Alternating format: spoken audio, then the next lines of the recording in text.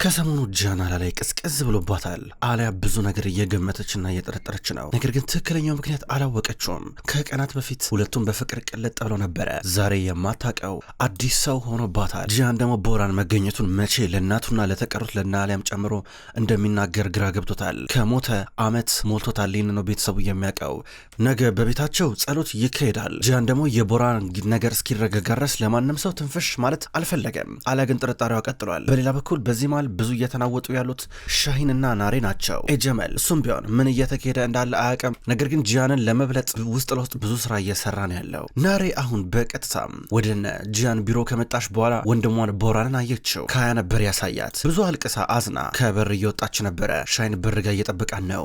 ናሬ እንዴት ነሽ እያለ ደሷ እየቀረበ እያለቀሰች ነበር። ምን ሆነሽ ነው? ምንድነው ከጂያን ጋር ክፉ ተነጋገራችሁ እንዴ? ጂያን የጸሎት ዝግጅቱ ላይ አትመጪም ማለሽ እንዴ? ሳትስማሙ ቀራችሁ? ከለከለሽ ይላታል። አይ ፈቅዶልኛል ግን ወንድሜ ቦራን እያለች አቅፈው ታለቅሳለች። አይዞሽ ናፈቀሽ አይደል? እኔም ናፍቆኛል ወንድሜ ቦራን ናፍቆኛል ይላል። እሱም ቢሆን ቦራን ልክ እንደ ወንድሙ ነው የሚያየው። አብሮ አደጉ ነው። ከዛ ነው በቃ መኪና ውስጥ ግቢ እያለ ደገፍ አድርጎ መኪና ውስጥ ያስገባታል። በሌላ በኩል አሊያ ቤት ውስጥ ናት። እስካሁን ድረስ እንደተለመደው ጂያን አልመጣም። ጂያን አዲስ ያመጣው ጸባይ ግራ ግብት ብላት እየጠበቀችው ነው። በድንገት መጣችና አሊያ ልብሶችን እንዲታጠቡ ወስዳቸው ነበረ ስትላት ቆይ ነው ያመጣሉ ችግር የለም ትላትና ወደ ውስጥ ትገባለች። አሊያ ወደ ውስጥ እንዳመራች ልብሶቹን እየሰበሰበች ነበረ። ከዛ የሆነ ጃኬት ነገር ነው። ቀና ስታረገው ትኬት ወደቀ። የኢስታንቡል ትኬት ነው። ግራ ገባት፣ ጨነቃት።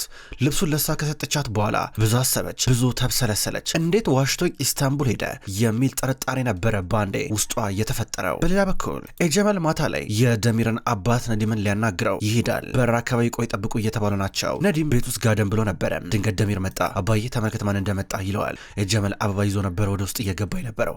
ነዲም ወንድሜ እንዴና ባከ ሲኖ ነበር። ይሄ ደግሞ ምን ሊያደርግ መጣ? እዚህ አንተ እዚህ ምን ታደርግ መጣ? አስወጣው ከዚህ ምን ሊሆን መጣ? ይሄን ሰውዬ ከዚህ ቤት አስወጡልኝ። ስማ አንተ እኔ ካንተ ጋር ምንም የምነጋገረው ነገር የለም። አሁኑን ውጣ እያለ ይቆጣል። ከዛ በኋላ ኤጀመል ቆይ እንደዛ አይደለም ኧረ ተረጋጋ ሲለው ደሚርም ቢሆን አባዬ ተረጋጋ እንዴ እዚህ ቤት ድረስ መጥቶ ላንተ ብሎ አበባ ይዞልህ መጥቶ ኧረ ተው እንደዚህ አትሆን ምን ነካ ሲለው ነበር። አንተ በእኔ አትቀልድ ተመልከት እንዴት እንዳረጋችሁኝ ተመልከት እንደዚህ ሆንኩት በአንተ ምክንያት እኮ ነው ሲለው ነበረ። ተመልከት አባዬ ቆይ ኤጀመል ና እዚህ ተቀመጥ እያለ ደሚር እየጋበዘው ፊት ለፊቱ እንዲቀመጥ ያደርገዋል። ነዲም እኔ ምክንያቱ አይደለሁም አንተ እንደዚህ እንድትሆን ምን ነካ? ቆይ አንተ ለምሮ በማይረባ ነገር የምትወቅሰኝ እንዴ ምንድነው? ጂያን ሰዳከት ካያ ናቸው ለዚህ ያበቁ። እኔ ምንም አውቀው ነገር የለም ይለዋል። እኮ አንተና ታዲያ ነፍሰ ገዳዩ ነዲም ነው ብለህ ያስባልከው ራስህ እኮ ነው እዚህ ጋር ግርግር እኮ የፈጠርከው አንተ አይደል? ወጥመድ ውስጥ የከተትከኝ። ይሄ ነገር ባይፈጠር ኖሮ እኔ እንደዚህ ያልሆንም ነበር ይለዋል። እኔ አይደለሁ ሲል ነበር ኤጀመል። እና ማን ነው ታዲያ እያለ እየጠየቀ ነበር። ደሚር ትኩር ነው ነበር ኤጀመልን የሚመለከተው። እሱ ራሱ ጥርጣሬ ያለበት ነበር የሚመስለው። እንግዲህ ወጥመዱ እንደምታስበው ቀላል አይደለም። ምናልባት ጂያን ነው ይህን ወጥመድ ያዘጋጀው። እጅግ በጣም ውስብስብ ነው። ነዲም በደንብ አስብ እንጂ በደንብ ጭንቅላትን አሰራው ይለዋል። ምንድነው የምትለው አንተ? ሁሉም ነገር ግልጽ እኮ ነው። ከዚህ በላይ ምን አይነት ማስረጃ ነው የፈለገው ሲሉ ነበረ። እኔ እናንተ እንድንጣላ የታቀደ ነገር ነው አልኩህ እኮ።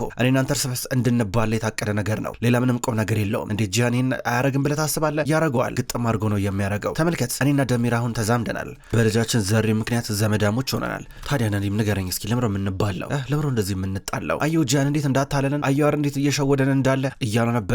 ነዲም ትኩሮ ይመለከቷል። ደሚርን በጥርጣሬ ነበር የሚያየው። ከኔ ምሮ የምትፈልገው ሲሉ ነበረ። አብረን እንድንሰራ ጂያን ከቀን ወደ ቀን እየጠነከረ ነው ያለው። እየባሰበት ነው ያለው። አንድ ባንድ እየለቃቀመ ያጠፋናል። ስለዚህ አብረን ማጓጓዝ መቻል አለብን። አብረን የወደቡን ስራ መስራት አለብን። ኮንትሮባንዱንም አብረን እንሰራለን ይሏል ኤጀመል በዚህ ቀራቅንቦ ቃላቶችና ማባቢያዎችን የመቼ ማሸውደኝ የምሰማኝ በደንብ እኔ በቀላሉ በአንተ ቃላቶች አልታለለም ይሏል። ነዲም እንደዚህ አትሆን ለምዶቶ ሮጠ የምትፈርደው ተረጋጋ። ቆይ አንድ ጊዜ ይኸውልህ ደሚር ነው እስኪ እንዴት ክፉና መጥፎ እንዴት እንደለየ ውሸትና እውነት የሆነውን ነገር እንዴት እንደለያየ ነዲም በደንብ አስብበት ብሎ ኤጀመል ከተቀመጠበት ተነሳ። እየወጣ ዘሪን እኔ ልሸኘ ብላ አብረው እየወጣች ነበረ። አባዬ ዛሬ እዚህ እንደመጣ ሻይን ያውቃል አለችው። እንዳትነግሪው እዚህ ጣልቃ እንዳትገቢ ሲላን ነበረ። በአንድ በኩል ደሚር እየተከተላቸው ነው። ደሚር መጣ። ከኤጀመል ጋር ትንሽ ራቅ ብሎ ማውራት ጀመረ። ያው እንግዲህ አንተ ራስህ ቅድም ፊት አልተመቸኝም አንተ ራስህ እንደማታምነኝ ሆነ ነበር ስታየኝ የነበረው ሲል ነበረ። ለማንኛውም ማድረግ ያለብን ነገር እናደርጋለን እኔ ነቁም ነገሩ ይላል ደሚር። በትክክል ያው እቃውን ካጓጓዝን በኋላ የምታገኘው ገንዘብ በደንብ እኔን እንድታምነኝ ይጠቅማል ብዬ አምናለሁ ሲል ነበረ። ኤጀመል እውነቱን ልንገርህ እኔ በደንብ አድርጌ ገንዘብ ካገኘው የእምነት ችግር የለብኝም ይሏል። ሁለቱም ይጨባበጣሉ። ጥሩ አባትም ልክ እንዳንተ እንደሚረዳኝ ተስፋ አደርጋለሁ ይሏል ኤጀመል ቀና እያለ ነዲምን እያየው። ከዛ በኋላ ነዲም አንተ በቃ አታርፈም አይደለ? ደሚር ይኸውልህ እኔ በህይወት እስካለው ድረስ በጭራሽ ከዚህ እባብ ጋር ስምነት አትፈጥርም ሲለው ነበረ። አንተ ራስህ ጠንቀቅ አባዬ። ምንድን ነበር ባለፈ ያልከኝ? ዘሪን የማትፈታት ከሆነ ከጂያን ጋር የጄ ስምነት ፈጽማለሁ ያልከኝ? እንደዛ የሚባል ነገር የለም እያለ ከዘሪን ጋር ወደ መኝታ ክፍሉ ይገባል። በሌላ በኩል አሊያ እየተንቆራጠጠች ነው። እነ ጂያንን እየጠበቀቻቸው ነው። ጂያን መጣ። ዛሬ ቆንጆ ጥያቄ ተዘጋጅቶለታል። እሱ ወደ ውስጥ እየገባ እንደምን አመሸ ስትለው ደንገጥ ብሎ ደህና ነኝ ይላታል። ካያም ደህና ነን እያለ ይመልሳል። እንዴት ናችሁላችሁ እያለች እራት ላቀራርቦች ስትል ጂያን እሺ እንመጣለን እያለ ነበረ። እራት ሊበሉ ወደ ዋናው ሳሎን ይመጣሉ። ሰዳከት ፊት ለፊት ተቀምጣለች። ኑ ግቡ ልጆች ተቀመጡ ትላለች። አሊያም ተቀመጠች። እነ ጂያንም ተቀመጡ። ጂያን እንደ ድሮ ዞር እያለ አሊያን አይመለከታትም። አይኑ አሁንም እንደሸሸ ነበረ። ጸጥታው በርትቷል። ምንድነው ዝምታው? ዝም ማለት ምን አናበዛችኋል ሰሞኑን በቦራን ምክንያት ነው ብላ ሰዳከት ጠየቀች። ከዛ ሁሉም ጸጥ አሉ። ከዛ በኋላ እሷ ቦራን የኔ ልጅ ነፍሱን በገነት ያኑረው እያለች ተመሳሳይ ነገሮች ስትናገር ሁሉም አሜን ይላሉ። ወደ ዋናው ጉዳይ ስገባ ነገ ኢማማችን መጥቶ ጸሎት ይደረጋል። በነገራችን ላይ ነገ አቶ ሳሊና ባለቤታቸው ይመጣሉ እያለች ካያን ትመለከተዋለች። ካያ ዝም ብሎ ያያታል። እሱም ቢሆን አስታውስካቸው አለችው። እነማን ናቸው ሲል ነበረ። የኤፒክ እናትና አባት ናቸው። ምን ነው ረሳቸው እንዴ? በነገ ዕለት ይመጣሉ። ስለ ጋብቻው ምን እነጋገራለን ስትል ካያ አይሆንም እያለ ነው። ካያ ለኔ እኮ ያንተን ባህሪ ጠንቀቄ እኮ ስለማውቀው እኮ ነው ልብህ ከአንዱ ወደ አንዱ ይነጥራል። ለስማ አሁንም ቢሆን ወደዛች ልጅ ዞር ብዬ አያለው ምናምን የምትል ከሆነ ስትለው ካያ ተናደደ። ፊት ለፊት የነበረውን ምግብ እየበታተነ ነበረ፣ ብትንትኑን እያወጣ አሁን አይደለም ተኝ በቃ ብሏት እየሄደ ነበረ። ጃንም ቢሆን ማየ በነገው ዕለት እነሱ ሲመጡ በምንም አይነት ምክንያት ስለ ጋብቻው እንዳታወሪ ብሏት ይሄዳል። በአንድ በኩል አሊያም ብትሆን ደህና ደሪ ብላት እየሄደች ነበረ። ኤጀመል ወደ ቤት እየመጣ ነው ያለው። ቤት ሲደርስ ሻይን በርጋ እያገኘው ነበር። አባዬ እዛ ደሚር ጋር ከቫይባርሶች ጋር ተገናኘ አይደለ? ከደሚር ጋር ስምነት ፈጸምክ ሲለው ነበር። ሌላ ነገር ነበር እያወራሪ ነበረው። ዘሪና ትላንት ነገረች አለው። ለምንስ እዚህ ጉዳይ አልነገርከኝ ለኔ? ለምንድን ያላወቅኩት ሲሉ ነበር። ለምንድን አንተ የምታውቀው? ለምን ብዬ ነው የምነግርህ? እንዴት መልስ እስኪ። ሁል ጊዜ አንተ የምታውቀው ነገር በሙሉ እየሄደን ጦርጦስ እንደገባ ነው። ባለፈው ዕለት ለናሬ ምን ብለን ነገርካት? ሁሉን ነገር ገደላል እንዴ ከተታችሁት? ለምን ብዬ ነው የምነግርህ? ሲጀመር አንተ ማመን እንዴት ነው ከዚህ በኋላ የምችለው? ምንም እምነት እኮ የሚባል ነገር እኮ የለም ሲሉ ነበር። አባዬ ደሚር ከሚባል ሰው ጋር ስምነት እንድትፈጽም አልፈልግም ይለዋል። እንፈጽማለን አልኩ እኮ ነገርኩህ እኮ። ለምንድን ነው ማሰማው? ሻሂን ምሮ የምትከራከረው ሲሉ ነበር። እጽ ልታዘዋውሩ ነው?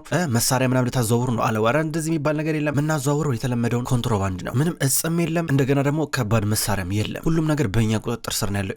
ደሚራውን የኛ ዘመዳችን ነው። ከሱ ጋር ተባብረን ከሰራን በቀላሉ ጃንን እንገለብጠዋለን። አለበዚያ ጃን እኛን ይቀብረናል በቆማችን ብሎት ገባ።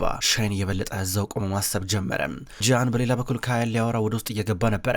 ካያ ልካውኑ መወሰን አለብህ። ለልጅቷ ተስፋ ደግሞ ሰጥተሃታል። ምንድነው ሀሳብ? ቆይ እስኪ ንገረኝ እስኪ እያለ ያማክሯል። ጃን ወንድሜ እያወቅከውን ሁኔታችን ለሰርግ እኮ የማይሆን እኮ ነው ይለዋል። ይገባኛል ግን ወደፊትም የማግባት ፍላጎት አለ አንተ እሷን። ዋናው ጥያቄ እኮ ይሄ ነው። በኋላ በመጨረሻው ቀን ግራ ከተጋባ አንተም ትጎዳለህ፣ ኢፔክም ትጎዳለች፣ እኛም እንጎዳለን። በጣም ከባድ ነው የሚሆነው ይለዋል። አዎ ልክ ነህ፣ ግን እኔ ትዕግስት ያልቋል ወንድሜ። አሁን ጥሩ ሰዓት አይደለም፣ ለጋብቻ የምናወራበት ቆንጆ ሰዓት አይደለም። ቢቀርብን ይሻላል።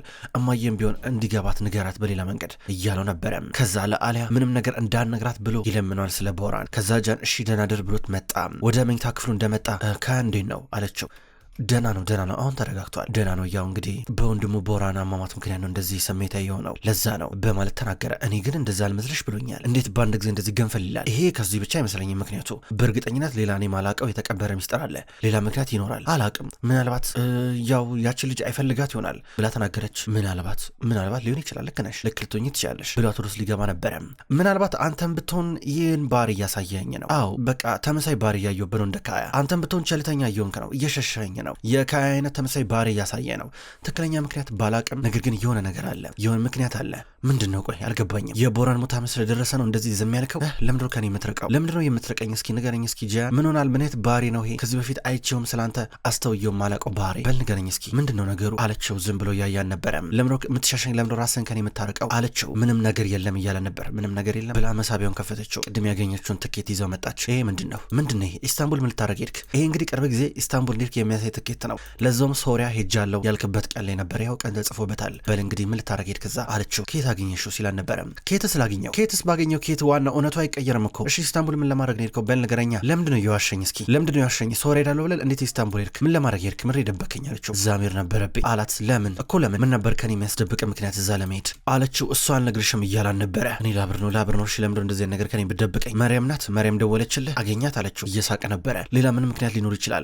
መርያም ካልሆነች ታዲያ እንዴት ትደብቀኛለህ? እያለችው እየተከራከሩ በድንገት ህፃኑ ጂያን መጣ። ምሮ የምትጨቃጨቁት እያለ ነበረ አብሯቸው እያወራ። ከዛ አሊያ ልታስተኛ ወሰደችው። ጂያን የበለጠ መጨነቅ ጀመረ። አሊያ ህፃኑን ወስዳ እንቅልፍ ለማስተኛት እየሞከረች፣ ጂያን ግን አይምሮ በጣም ተረበሸ። ከዛ ቁጭ ብሎ እያሰበ ነው። ይቁነጠንጣል። አንዴ ይቆማል። ካያ ተረጋጋ ይለዋል መጥቶ።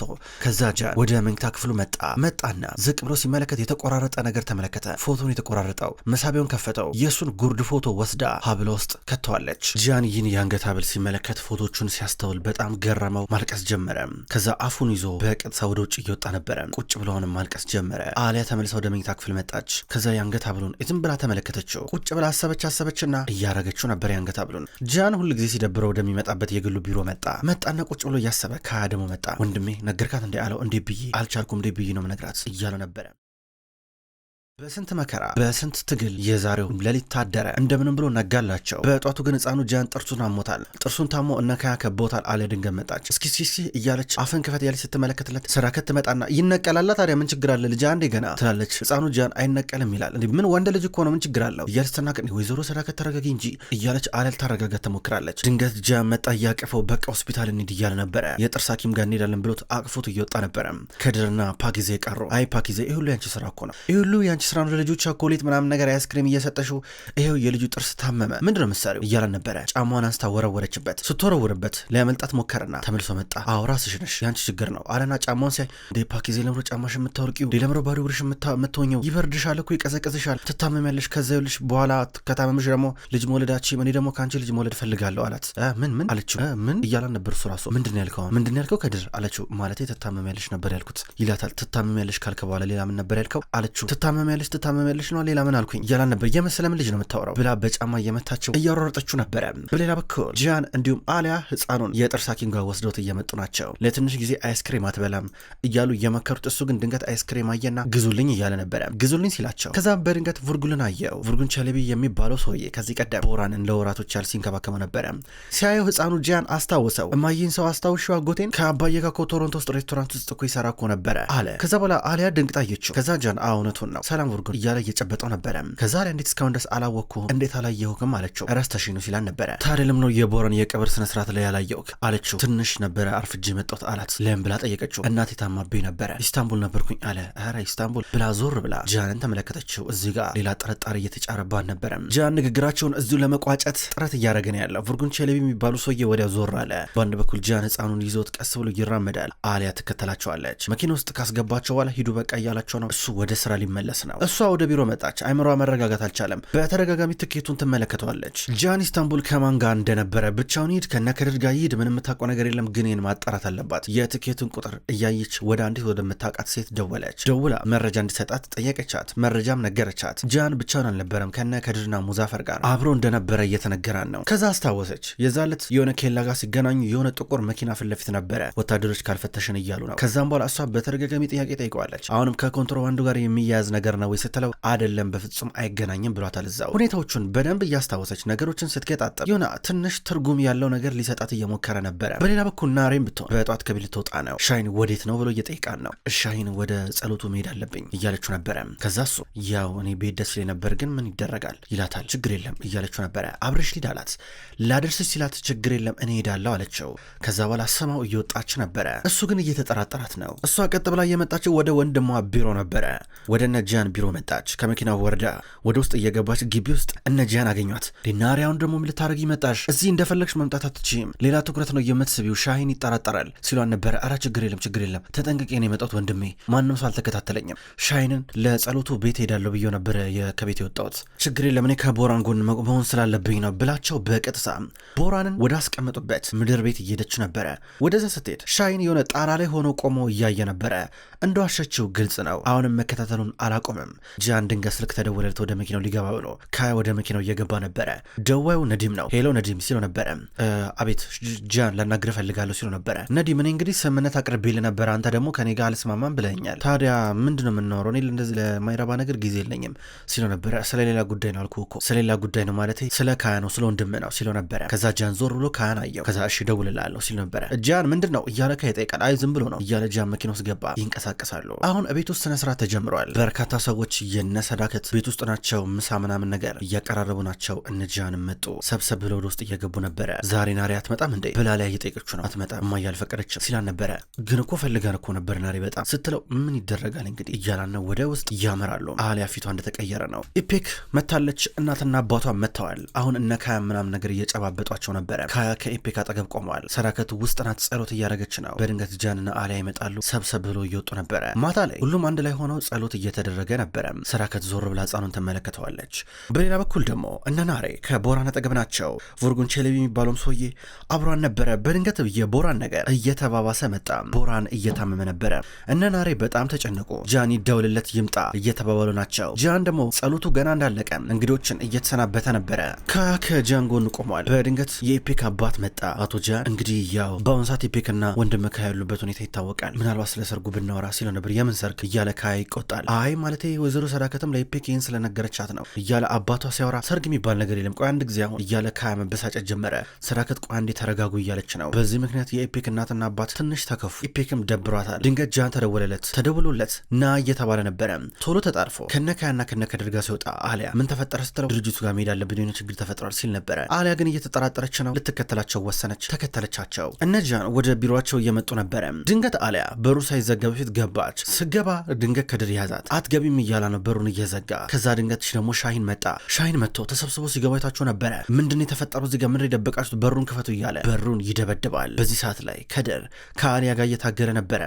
ከዛ ወደ በሩ ዞር ብሎ ሲመለከት ደግሞ አሊያ መለጠችው። ነርስ ጠርተው ነበረ። ጃን ቀድሟቸው መጥተዋል። አሁን የቦራን ሁኔታ ትንሽ ጥሩ ይመስላል፣ ተረጋግተዋል። አሊያ ደግሞ ከድርን አመለጣው እየሮጠች ወደ ምድር ቤት እየመጣች ነው። ገባች። ስትገባ እነ ናሬ እነ ጃን ፊታቸውን አዞረው ቆመዋል። የሆነ ሰው ተኝተዋል። ፊቱ አይታያትም። ማን ነው እዚህ ጋር ምን እያረጋችሁ ነው ብላ ጠየቀች። ጃን ድንግጦ እያያን ነው። አሁን እዚህ ጋር ምንም ማምለጥ የማይችልበት ሁኔታ ውስጥ ገብተዋል። እስኪ እዚህ ጋር ማን ያለው ዞር በሉ እስኪ ብላ ዞር ብላ ስትመለከት ቦራንን አየችው። ፍጥጥ ብላ ድንግጣ እየተመለከተች ነው። ጃንም ቢሆን እሷን ይመለከታል።